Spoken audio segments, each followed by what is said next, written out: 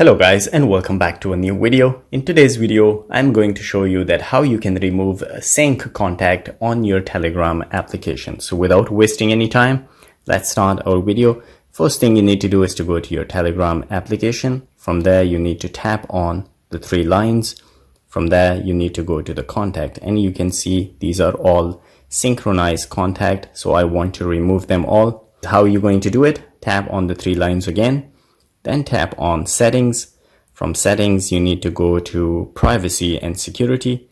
From there, you need to scroll down and you need to first disable this one, the synchronized contact, and then you need to tap here and then delete.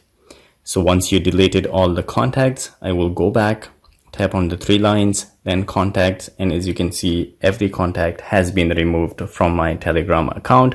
So guys, this is how you're going to do it. If you like the video, don't forget to subscribe. I will see you in the next video. Till then, take care.